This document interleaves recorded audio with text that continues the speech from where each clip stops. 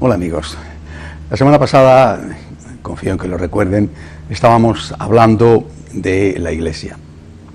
Terminé hablando de los distintos miembros de la Iglesia, recordando que somos iguales todos en dignidad, hijos adoptivos de Dios, pero que somos diferentes en la medida en que cada uno tiene una tarea distinta, una misión distinta dentro de la Iglesia, como muy bien explicó San Pablo cuando habló de la Iglesia como cuerpo místico de Cristo.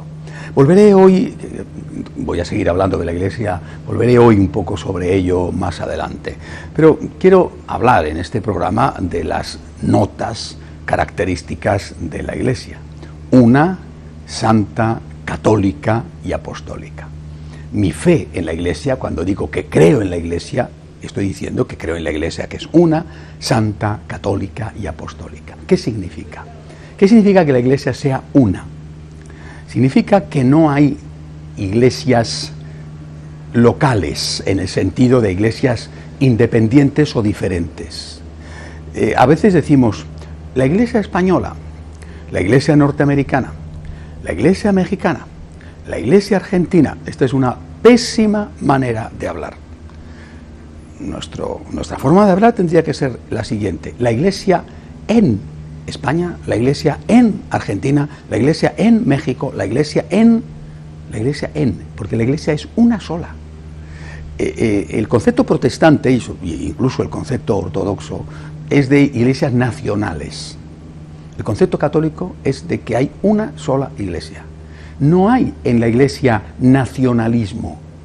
Es decir, no hay, por ejemplo, en el caso de España, la Iglesia catalana, que se va a defender de la Iglesia castellana, supuestamente, según ellos, opresora. No. Hay una sola Iglesia. La Iglesia que peregrina en Cataluña, o que peregrina en Madrid, o que peregrina en Washington, o que peregrina en Buenos Aires. Una sola Iglesia. Y esto nos lleva enseguida a otro concepto, el concepto de cómo la unidad tiene que expresarse sin asfixiar la legítima diferencia que tiene que haber entre un sitio y otro. Tenemos que remontarnos al concepto de Dios. Dios, decimos, es uno y trino, uno y diferente. Es decir, si no hay unidad en Dios, si no hay unidad en la familia, si no hay unidad en la patria, si no hay unidad en el género humano, si no hay unidad en la Iglesia, ¿qué es lo que hay? Caos. Cuando no hay unidad, hay anarquía, hay caos, hay destrucción. Jesucristo dijo, un reino en guerra civil no puede sobrevivir. Si no hay unidad, lo que hay es caos.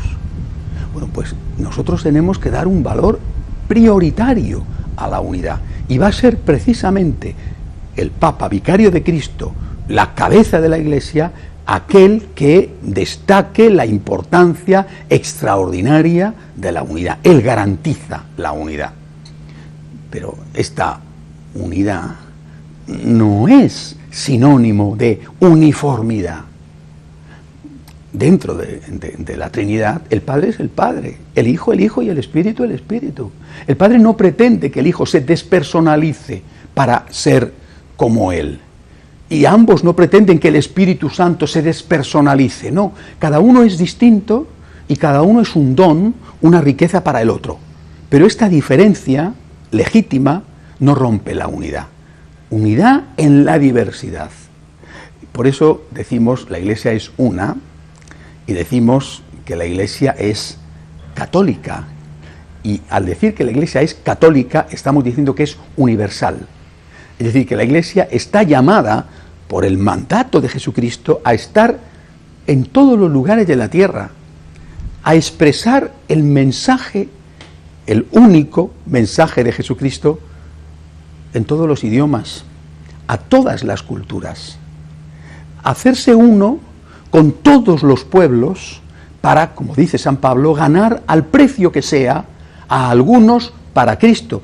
Pero ese al precio que sea no es al precio de renunciar al verdadero mensaje, es decir, traicionar al mensaje de Jesucristo. Voy a insistir en este punto. Unidad y catolicidad. Y voy a poner algunos ejemplos. Unidad y universalidad. Unidad que no es uniformidad, que es respeto a las legítimas diferencias, pero legítimas diferencias que no van ni rompen la unidad en lo que es esencial. Pongamos ejemplos. Sobre todo esto se dio más claro y a la vez más confuso después del Concilio Vaticano II. Se permite la misa en la lengua vernácula, en la lengua del propio país. Estupendo, la gente puede entender más, sobre todo en determinadas naciones donde el latín era totalmente ajeno y extraño a su cultura. Bueno, y la inmensa mayoría no sabía latín ni podía saberlo, aunque habían siempre los misalitos que iban traduciendo las palabras del latín a las palabras del idioma correspondiente. Bien, se permite la misa en lengua vernácula. Esta adaptación a las culturas no era solamente una adaptación lingüística, se permite también la introducción de algunas características propias de la cultura del lugar. Bien, pero de ahí no podemos pasar a que la misa en determinados países sea como una especie de tablao flamenco o de juerga gitana o de bailes y gritos y chirridos y unos sonidos musicales que parecen discotequeros y dice no. Es decir, el respeto a la legítima diferencia, sí. El romper la unidad, no. Si en un sitio me dicen, no, aquí es que el vino, no, el vino aquí no se usa. Mire usted, aquí vamos a consagrar con sake, que es un licor típico, por ejemplo, de Japón. No, y aquí vamos a consagrar la chicha, que es un licor que hacen en los Andes, del Perú o de Bolivia. Y aquí vamos a consagrar con el vino de arroz. Aquí vamos a... No, perdóneme, esto no. Y del mismo modo otros aspectos y no solamente el litúrgico. No podemos decir, en África el problema es la poligamia. Entonces, en África, como hay que inculturizar la fe, que tiene que ser universal, hay que aprobar la poligamia. Y en cambio, por ejemplo, en África la homosexualidad está muy mal vista. En cambio, en otros países podrían decir, no, nosotros no tenemos ese problema de la poligamia porque aquí tenemos otro tipo de poligamia que es el divorcio y los nuevos matrimonios. Por lo tanto, aquí tengamos nuestra propia poligamia aceptando la comunión de los divorciados vueltos a casar N veces, las que sean. Bueno, y aquí, en cambio, hay una fuerte presión a favor de la homosexualidad, aceptemos la homosexualidad. En África no tienen el problema de las sacerdotisas, lo ven mal, pero en cambio en otros sitios de Occidente querrían sacerdotisas. Esto no puede ser. O sea, no podemos tener una moral para Estados Unidos o para Alemania y una moral para Nigeria. No podemos tener una moral para España y una moral para China. No podemos tener un dogma en España, que amamos muchísimo a la Virgen y que la Virgen para nosotros, por supuesto, siempre después de nuestro Señor, es casi todo. No podemos tener una mariología en España y en cambio en otros países, no voy a decir nombres, pues les cuesta mucho trabajo aceptar los dogmas marianos, ¿no? La Iglesia es una, y esto hay que entenderlo, es una. Y además, en un contexto como el actual, que vivimos cada vez más en un mundo globalizado, donde un joven puede nacer en un país, irse a trabajar durante una parte de su vida a otro, terminar después en otro, casarse con una persona de otra raza y de otro idioma y de otro país y de otra nación. En un mundo globalizado, la Iglesia es la institución más presente en todo el mundo, más capaz de adaptarse, siempre y cuando no pierda su única naturaleza. Es decir, tenemos que ser capaces de celebrar la misma fe, es decir, de celebrar la divina liturgia, del mismo modo, con sus matices, por supuesto, pero en lo esencial del mismo modo, en un rascacielos que en una choza en la selva africana. En lo esencial tiene que haber unidad y después tiene que haber respeto a las legítimas diferencias, por supuesto que sí, porque eso es lo que nos enseña la Santísima Trinidad, unidad en lo esencial y respeto a las diferencias. Unidad, catolicidad. La Iglesia es una, la Iglesia es universal. La Iglesia no es uniforme. La Iglesia no es en todos los sitios lo mismo. La Iglesia es una y, por tanto, en lo esencial sí que es en todos los sitios lo mismo. Primer punto, ya he dicho 2 notas de la Iglesia. Además, está la nota de la Iglesia como santa. La Iglesia es santa. Bueno, ¿qué significa que la Iglesia sea santa? ¿Podemos decir hoy en día que la Iglesia es santa? Con todas las acusaciones que nos han hecho, ¿podemos decir que la Iglesia es santa? Pues sí, hay que decirlo, que la Iglesia es santa. Hay una definición de Iglesia que la presenta en el tiempo, y dice que la Iglesia es la Iglesia triunfante, cuyos miembros están ya en el cielo, encabezados por nuestro Señor Jesucristo, la Santísima Virgen y los santos.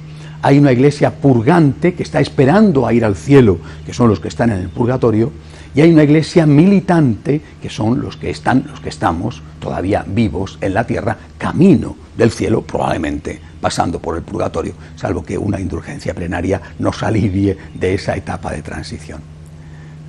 En esta Iglesia militante, en esta Iglesia peregrina, en esta Iglesia que está aquí todavía, en esta Iglesia hay santidad y pecado.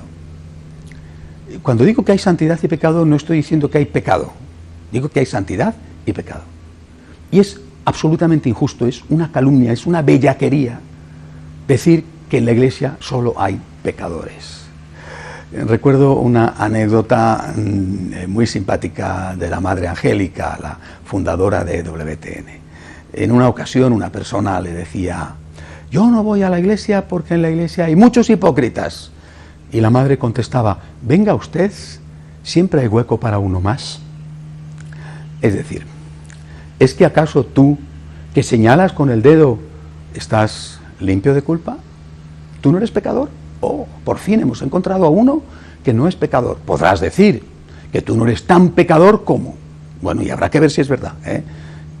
Habrá que ver si es verdad, porque eso lo sabe Dios. Pero en todo caso, pecador eres, ¿eh?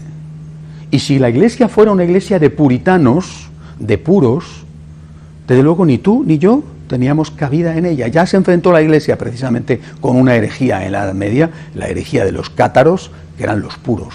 Bueno, unos cuantos eran los puros. Los puros, solamente hay una, que es la purísima Virgen María, concebida sin pecado original y mantenida por su colaboración con la gracia sin pecado nunca en su vida. Los demás somos todos pecadores, grandes pecadores, medianos pecadores o pequeñitos pecadores, pero todos somos pecadores. Una santa como Santa Teresita de Lisieux, que pasó por una etapa muy difícil en su corta vida, una etapa de escrúpulos, y que reclamaba la confesión casi permanentemente, y que decía que jamás había cometido un pecado mortal, tenía clara conciencia de que era una pecadora, y sus pecados realmente, vamos, con toda certeza, no son nada comparado con los que tenemos nosotros. Y por lo tanto, la Iglesia es santa, sí, y pecadora a la vez, sí. Y muchos de los miembros que estamos en la Iglesia militante, con la esperanza de que un día lleguemos a la Iglesia purgante y no al infierno, y después a la Iglesia triunfante al cielo, muchos de los que estamos en la Iglesia militante, también nosotros somos trigo y cizaña. Yo creo que todos. Es decir, en cada uno de nosotros hay el bien y el mal. Y en cada uno de nosotros Cristo lucha una batalla diaria. Y el Espíritu Santo lucha una batalla diaria. En nosotros, a favor nuestro y contra nosotros a la vez. Es decir, contra la parte negativa que tenemos en nosotros, contra aquello que San Pablo decía, el hombre viejo. Lucha una batalla por nuestra salvación. Una batalla en la que nosotros tenemos que ser colaboradores activos. Pero mientras tanto, empezamos siempre la Santa Misa diciendo: yo confieso, Señor, ten piedad. Lo hacemos siempre. Y yo creo que los católicos somos los únicos que lo hacemos, por lo que veo. Cuando pasamos el año 2000, el Santo Padre Juan Pablo II fue el único que pidió perdón. Como si no tuvieran que pedir perdón los demás. Cuando cayó el muro de Berlín, yo no escuché a los líderes comunistas pedir perdón. Muchos de los intelectuales, no todos, pero la inmensa mayoría de los que eran intelectuales de izquierda que defendían el comunismo, no pidieron perdón por lo que habían estado haciendo cuando descubrieron lo que había detrás de aquella pantalla. Nosotros sí, nosotros pedimos perdón, lo siento, me he equivocado, lo siento, en mi vida personal he cometido un pecado, lo siento, Señor, perdóname, fulanito al cual he ofendido, perdóname. Pero también tenemos cosas positivas, también hacemos el bien. Cada uno de nosotros es trigo y cizaña. Y por eso el Señor dice, tranquilo, espera a la hora en la cual el trigo se podrá separar de la cizaña. Porque si lo haces ahora, te cargas todo. Espera a la hora, que será la hora del juicio, en la cual el Señor podrá separar el trigo de la cizaña. Y habrá gente que saldrá a defendernos diciendo, me ayudó. Y habrá gente que saldrá a acusarnos diciendo, me perjudicó. Esperemos que los que dicen me ayudó sean más que los que dicen me perjudicó, y esperemos sobre todo que la misericordia de Dios nos dé el cielo prometido. Así pues, la Iglesia es santa y es pecadora. ¿Y esto significa que nosotros tenemos que convivir plácidamente con el pecado? No, no. Ni con el pecado personal, ni con el pecado colectivo. No podemos, no debemos, no queremos convertirnos en aliados del pecado, en complacientes testigos del pecado, en nosotros o entre nosotros. Y sobre todo, siempre desde luego, pero sobre todo de forma especial cuando el pecado va un poco más allá, o mucho más allá, y se convierte no en pecado, sino en delito. Delitos a veces infames, como la pederastia. Delitos contra los cuales, cuando han ido siendo conscientes de ello, los papas han luchado durísimamente. Y hay que recordar en primer lugar al Santo Padre Benedicto XVI, al cual le explotó en las manos un problema que venía de muy atrás, venía de esa liberalidad con que fue aplicado el Concilio Vaticano II, esos años un poco por lo menos caóticos del posconcilio. Y a él le explotó en las manos y él con toda firmeza se enfrentó a ello, y ha continuado, por supuesto, la lucha el Santo Padre Francisco. Nosotros no somos complacientes con el pecado, reconocemos que tenemos pecados, pero no somos complacientes ni con el nuestro ni con el de los demás. Es decir, el concepto de pecado está unido al concepto de misericordia. Reconozco que soy un pecador, pido perdón por ello, pido misericordia por ello y pongo los medios, del tipo que sean, para no volver a pecar. Esta es nuestra praxis, esta es nuestra fe. No decimos, no somos pecadores, no decimos, no queremos en nuestra iglesia pecadores, pues me parece que no se iba a quedar ninguno. Y si hay alguno que piense que él sí se puede quedar, pues me parece que es el primer pecador de todos, porque se parecerá más a aquel fariseo del que habla Jesús que al publicano que humildemente pide perdón por sus pecados. Estamos luchando contra el pecado en nosotros y en la Iglesia. Le pedimos a Dios que tenga misericordia de nosotros y que nos dé la fuerza para vencer al pecado. Última nota de la Iglesia, apostólica. ¿Qué significa? Que está basada sobre la roca de los apóstoles.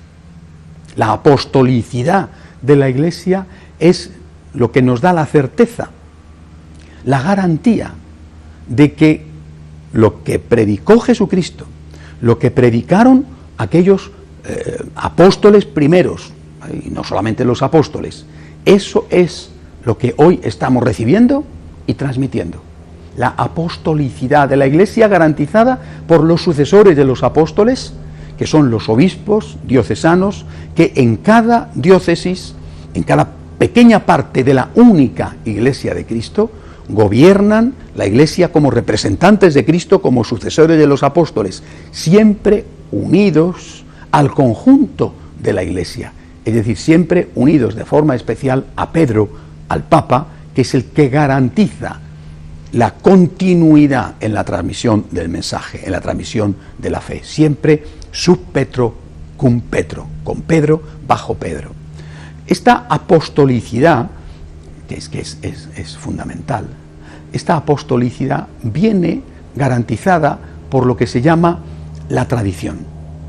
Cuando decimos en la Iglesia que los mensajes del Nuevo Testamento, por ejemplo, o situaciones nuevas que se presentan y que hay que dar una respuesta ética, tienen que atenerse no solamente a la Sagrada Escritura, sino también tienen que atenerse a la tradición de la Iglesia. No estamos hablando, al referirnos a la tradición de comidas o de vestidos o de alguna cosa así de tipo antiguo, uso de candelabros o uso de incienso. Bueno, esos son elementos de tradición. Pero cuando se habla desde el punto de vista teológico de la tradición, se está hablando de la interpretación que se ha dado a esos versículos del Evangelio en los siglos anteriores, desde el origen. Y esto a alguno le puede parecer pasado de moda, pero esto es fundamental. A mí me produce, cuando menos, sorpresa, y no quiero decir más, que haya alguien que diga 19 siglos han pasado, 20 siglos han pasado, o 16 siglos han pasado, y nadie ha entendido el Evangelio. Yo, que soy muy listo, y que tengo un hilo directo con el Espíritu Santo, yo os voy a explicar el Evangelio. Esta palabra del Evangelio significa tal cosa, pero 16 siglos antes, o 19, o 20, todos han estado equivocados, todos han sido muy brutos, nadie ha escuchado al Espíritu Santo, nadie ha entendido. Yo, que soy muy listo, os voy a explicar el Evangelio. ¡Qué barbaridad! ¡Qué barbaridad! Repito, me produce cuando menos sorpresa de que alguien pueda ser tan absolutamente soberbio. Para nosotros la tradición es muy importante. Repito, ni siquiera el Papa la puede obviar, la puede olvidar. Hay que ser capaces de renovar lo renovable y mantener siempre lo esencial. De renovar las formas, nunca renovar o cambiar el fondo. Para eso está la tradición. ¿Qué interpretaron sobre este tema los padres de la Iglesia, los primeros grandes teólogos? ¿Qué interpretaron los grandes teólogos posteriores? ¿Qué ha interpretado el magisterio de la Iglesia, es decir, el magisterio del Papa, el magisterio de los obispos, el de los concilios? Esto no se puede obviar. No podemos decir, San Juan Pablo II dijo, pero yo os digo. ¿Y qué valor tiene lo que tú dices? Benedicto XVI dijo, pero estaba equivocado y yo os digo. Oiga, si me dice usted que está hablando de alguna cosa secundaria, puede ser, pero que está hablando de algo esencial, no puede ser. Por eso, queridos amigos, cuando nosotros decimos que creemos en la Iglesia, que es una, santa, católica y apostólica, estamos diciendo que creemos en esta Iglesia como aquella, la única, que ha transmitido íntegro el mensaje de Jesucristo. Y que lo ha transmitido pagando un elevado precio, el precio de la persecución, el precio del martirio. Podía haber transigido desde la época de Nerón hasta nuestros días con este ataque de la dictadura del relativismo y lo políticamente correcto. Podría haber transigido, otros lo han hecho. Y la Iglesia Católica se ha mantenido al precio de la sangre, al precio de pagar con su vida, tantos para ser fieles a lo que enseñaron las generaciones anteriores, y así remontándose hasta el inicio de los tiempos. Creo en la Iglesia, que es una santa, católica y apostólica. Amo a esta Iglesia. Soy un hijo de la Iglesia y soy feliz.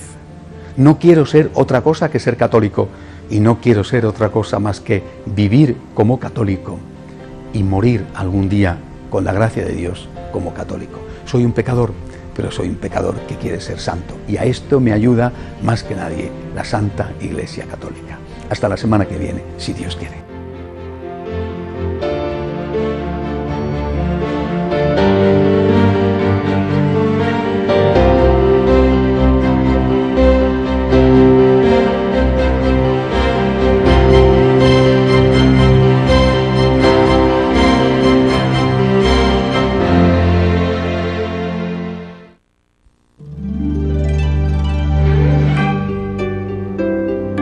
Si usted es